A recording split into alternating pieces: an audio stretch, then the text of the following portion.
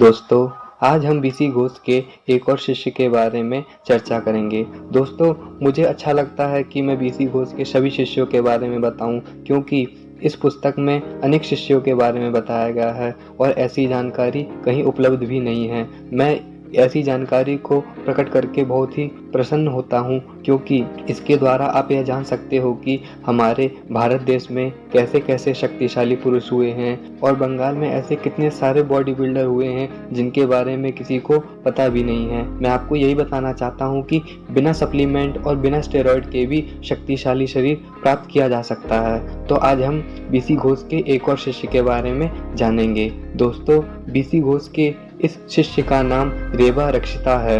यह एक महिला थी। इनका जन्म 1933 में बंगाल के कोमिल्ला गांव में हुआ था। रेवा रक्षिता का मन बचपन से ही व्यायाम की ओर अग्रसर था। उनका मन वह भी पुरुषों की भांति अखाड़े में जाना चाहती थी, व्यायाम करना चाहती थी।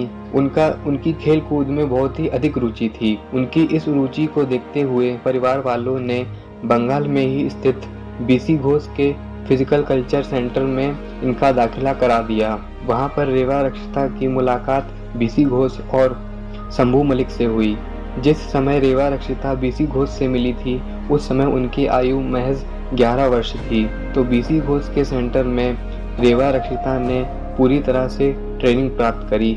ट्रेनिंग के दौरान रेवा रक्षिता ने अनेक प्रकार की योग मुद्राओं को सीखा। रेवा रक्षिता ने भी आसनों को भी करने में पूर्ण महारत हासिल कर ली थी। इसके साथ साथ बीसी घोष ने उनको बहुत ही इम्पोर्टेंट चीज यानी कि उनको मसल कंट्रोल एक्सरसाइज के बारे में बताया और मसल कंट्रोल एक्सरसाइज के साथ साथ उन्होंने प्राणायाम की विद्या भी सिखाई कि किस प्रकार से प्राणायाम किया जाता है और किस प्रकार से सांस पर नियंत्रण रखा जाता है। बीसी घोष के और भी शिष्य थे जिनके बारे में मैं आपको बता चुका हूँ। जिस समय रेवा रक्षिता की ट्रेनिंग चल रही थी, उस समय बीसी घोष के पास उनके एक और शिष्य मोनतोष रॉय और कमल भंडारी भी थे।